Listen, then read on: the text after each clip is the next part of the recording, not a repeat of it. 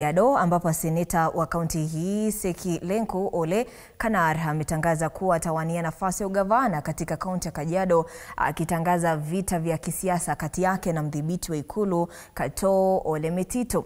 Seki alileta pamoja zaidi ya watu wapatao 5,000 katika uwanja wa Enkorika kwa hafla aliyoita Azimio la Kajiado, ambapo aliangazia mafanikio yake kama seneta, huku akiwaomba wakazi wa kaunti hii kumpa nafasi ya ugavana. Seki pia ametangaza kwamba watu wa Kajiado wamekataa uhusiano na serikali ya Kenya Kwanza, huku akimshutumu Rais William Ruto kwa kile alichokitaja kuwa ahadi za uongo kwa wananchi, huku akisema atabuni uhusiano mpya na aliyekuwa naibu wa rais Rigathi Gachagua. This time round Wakenya wamekubali kwamba hawataki mambo ya uongo.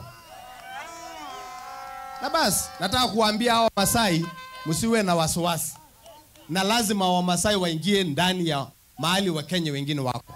Pesa ambaye Katoo anatumia kwa hii kaunti kuzungusha kwa magunia, na dhihirisho ya kwamba anatumia pesa ya corruption na si ya mama yake.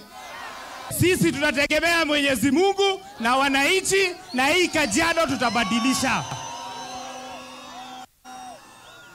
Nataka pia niseme hivi, tunataka tuwanyenyekee kwa heshima. Si lazima tutafute gari na tumesema ni ya Monyoro. Wiki hii tutakuwa tukizindua chama, na hiyo chama chairman atakuwa ametoka Kajiado vile Seki amewaeleza. Naam, kwingineko mtazamaji, watu wawili wamefariki huku